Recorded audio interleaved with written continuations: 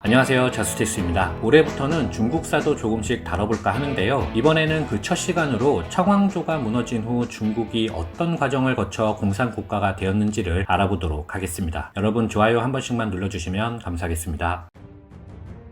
아편전쟁과 청일전쟁 등 이딴 전쟁의 패배와 변법자강운동이나 의화단 운동 등을 통하여 이미 망한 것이나 다름없던 청나라는 1911년 10월 10일 후베이성 우한에서 발생한 혁명을 신호로 산시, 산둥, 광둥, 윈난, 쓰촨 등 16개 성이 독립을 선언하며 상하이에 임시정부를 세웠습니다. 그리고 유럽에서 돌아온 순원을 대총통으로 내세웠는데 이것이 신의 혁명, 즉 제1혁명입니다. 순원은 빈농의 아들로 태어났지만 서양의학을 배운 의사였습니다. 그는 서양의사답게 서양 문물을 많이 받아들였고 청나라가 아편전쟁 등으로 쇠락의 길을 걷자 삼민주의를 내세워 세상을 바꾸기로 결심한 혁명가였죠. 청왕조는 북부를 지배하던 군벌 위안스카이를 시켜 혁명 세력과 협상을 벌였는데 순원은 청을 내쫓고 민주공화국을 세우는 조건으로 위안스카이에게 대총통의 자리를 넘겨주었습니다. 진시황 이후 2000년을 내려온 전제군주제는 1912년 선통제가 물러남으로써 드디어 막을 내렸습니다. 하지만 위안스카이는 약속과 달리 공화국 헌법을 짓밟고 혁명 세력과 의회를 탄압하며 자기가 황제가 되려는 야심을 드러냈죠. 그러자 장시, 장수,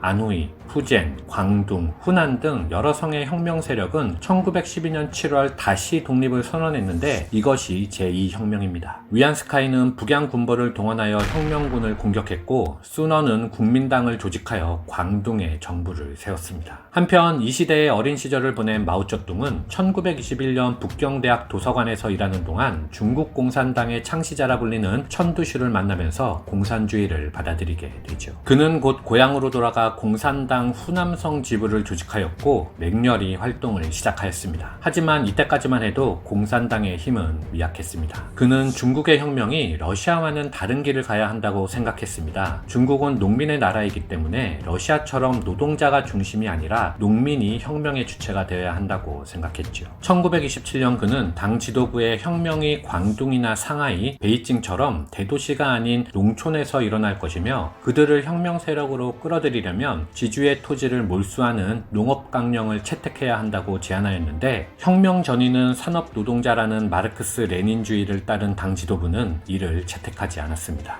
한편 순원은 서양 열강이 지방 군벌을 지원하면서 각종 이권을 따내는 모습을 보고 실망하여 소련 공산당과 손잡고 1922년 중국 공산당과 합작을 제안하였습니다. 이 제안에 따라 중국 공산당원들이 국민당에 입당하였는데 이것이 제1차 국공합작입니다. 이때 국민당 정부는 러시아의 도움을 받아 광둥에 미래의 수많은 군사 지도자를 배출하는 황푸 군관학교를 세웠습니다. 이 학교의 교장이 장제스였고 정치주임이 저원라이였죠. 참고로 의열단의 약산 김원봉이 황푸 군관학교 출신입니다. 그리고 1925년에 국민당은 북쪽 군벌을 토벌하는 이른바 북벌 준비를 갖추었습니다. 하지만 순원이 암으로 사망하였고 총사령관이 장제스로 바뀌었죠. 1926년 그들은 드디어 북벌에 나섰고 군벌과 지주의 착취에 신음하던 민중은 혁명군을 도왔습니다. 하지만 제1차 국공합작은 1927년 4월 12일 끝났습니다. 철저한 반공주의자였던 장제스가 북벌이 어느 정도 성공을 거두자 혁명군 내부에 있는 사회주의자들을 제거하기 위하여 4.12 쿠데타를 일으켰기 때문이었죠. 국민당 군대는 난징과 상하이에서 공산당원과 노동자들을 대량 학살하였는데 이때를 배경으로 한 소설이 바로 앙드레 말로의 인간의 조건입니다.